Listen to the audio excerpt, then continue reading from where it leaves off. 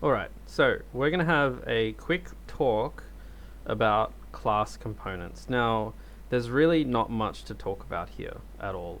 In fact, it's really just such a straightforward demo that I'm just going to give you the title card, which is, this was a slide deck originally prepared by Fahad that had kind of one or two slides, and today I'll be presenting it.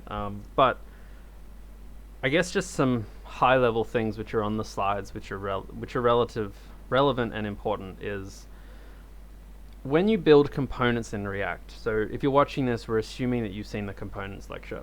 There's really two ways to do it. There's one way where you do it with classes, which is the old school way, which we call class components. And there's another way where you do it with functions, which is what we call functional components. And all of the examples you will have seen in the lectures will be with these functional components. So we don't do anything with class components, and it's a very rapidly dying trend because it's a bit more verbose. So why are we talking about it? Well, we want to talk about it because it's still riddled throughout the internet, and a lot of legacy projects will have a lot of these class components inside of them. So while you won't have to build many of them yourself, you will have to probably understand them in some cases. So it's very important to get your head around it. And you can look at them quite simply. I just want to show you this basic app that I've written with a functional component. That's essentially just a component as we understand it. It's based on a function. It's the app component. It's the main component. You can see I've got two state properties here, name and age. Default blank and 0. I've got a React use effect that only has a side effect when the name variable is updated. So basically, if the name property, name state is updated, then this function will run inside here. But if it's not, then it won't run. So this is how I can say, I only want you to do a particular action or have a particular effect when the name variable changes. And then I'm returning the actual thing I want to render, right? That's what the return of a function does, is it tells you what to render. And you can see here I've got two inputs. They're both controlled inputs, control components, where the value is set to the state of name and age, and the onChange action simply updates that name and age by calling the set name and set age function. And then here I render the name and the age like this. Very straightforward app. Hayden 88, right? The other thing you'll notice is, pay attention to this name updated here. You'll notice that this only updates when I change my name. So if I change the age, nothing happens. But if I change the name, then that's triggered. So that's one of the things you can do with a use effect, is kind of really control when a certain side effect occurs. Very clean, concise code. What I want to show you now is essentially what these components would classically look like. And I might do that just to start by copying and pasting this into another file, and we can talk about it side by side. So this is the equivalent code, but in the old style of components, or basically class components. And immediately you'll notice that with class components, it's not a function, it's a class, right? We have a class that's called app, not a function that's called app. And that class itself extends React.component. React.component is just one of those libraries that's like the base component, just like we do React.useState, React.useEffect. It's just the base React component.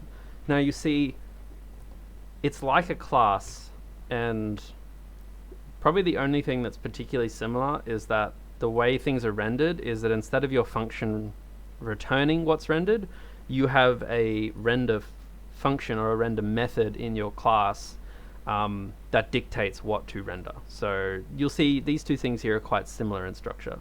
One's just a method of a class, the other one is the actual return of the function. Where things get more interesting is the use state and use effect hooks. So instead of this nice little syntax you have here with functional components, where you have like, your variable and the update action and a default property, how you do it with React components is that you have to create a constructor. That constructor always takes in props. That constructor always needs to construct the parent type, the React.component, like that's what super is, it's calling the parent type, because you're extending something with props. And then what you do is you actually set the initial state this way. So you set all of the state properties in one place. So what we're doing is we're really just doing this step here, that initial property for name and that initial property for age, and then we're giving them a name and an age.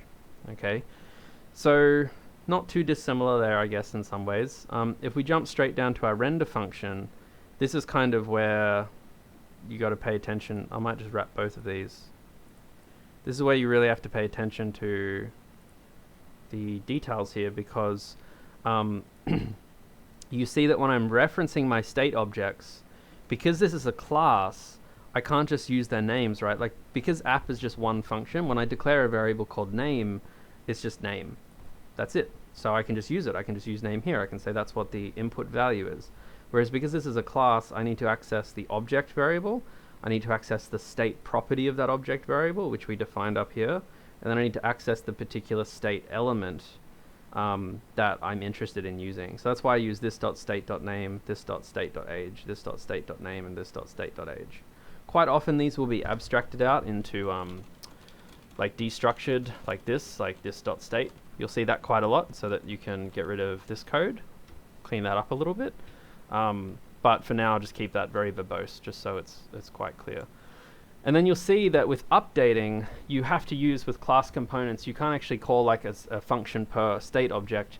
You have to call this kind of class-wide set state function. It's a method of React.component. And what it does is you give it the new state to update. So it's the same rules as normal functional components. Like, you have your state that you print out, you call some kind of update state function, and the React lifecycle will re-render it for you.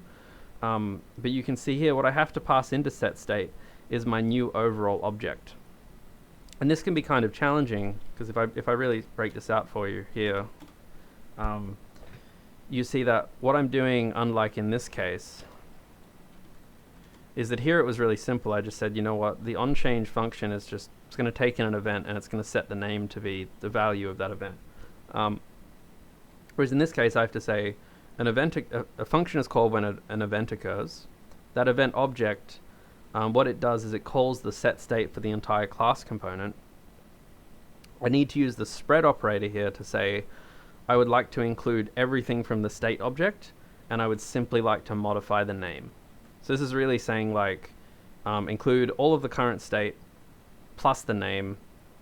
We'll create a new the current state with the new name. We'll create an object out of it, and then we'll pass that object to set state, and that will update the whole thing. It makes sense. It's just more code, and it's just harder to read. That's why it's also not that preferable. So that's how you set the state. You can call set state anywhere inside of your class. If you want to have extra functions, you can call it there. And then the last thing that's kind of different is the use effect. So as you know, use effect is used to say, you know, watch these particular properties, and when they change, execute this function or side effect. You kind of have something similar, just a little less like clean, and you can do this a few ways in React components, where there's a particular method, and this is predefined. I've actually got a link here that you can go and look up that like shows you all of the React component things. There's a particular method called component did update. Component did update here, and this is just an example. I'm not endorsing doing this on the right hand side. Is you can see what component did update does is it gets called every time the component updates its state, and the two parameters it's given are the two parameters it has are previous props and previous state. So you can use the current state and compare it to the previous state. So here the equivalent I can do with use effect is say, you know what, if my new name is different from my old name, as in if it's updated, then I'd like to, you know, do a particular thing. And you'll see that these two things have the same behavior overall. So if I run this first app here, you know, and it's like Hayden, and it's like 1, 2, 3, and then if I use this one instead of my functional component, they're the same thing. They're just a name called app that's of a certain type. Then you see here when I run this, it does the exact same thing. And in fact, when I change name, you'll see that the console log will update as well. So, you know, it's okay. It's just verbose, right? You can see it's not so much that it's more lines of code, like it is a bit. It's maybe like 30, 40% more. It's also just that there's a lot of not that useful information here. You know, this is quite lengthy ways to write very concise things, and these are also very lengthy ways to do stuff. So The thing on the left, functional components, came as a natural evolution for React components, which were just, again, how for a long time you created components that handled state.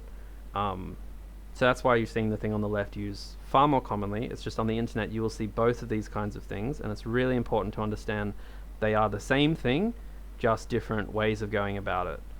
So if you see a React kind of component, a class component, and you see this somewhere in a book or on the internet or in a resource or a blog, you can say, this is different to what I want to do, but I can make sense of what this is trying to say here. You know, like that's all I want to give people from a lecture like this, short lecture, is this on the right. You should just be able to look at that and say, okay, I'm just going to write that now as a functional component because it's a lot simpler. Like all of this here is written in just a few lines there. So, and the set states are a lot easier. Yeah, now you know what these class components are.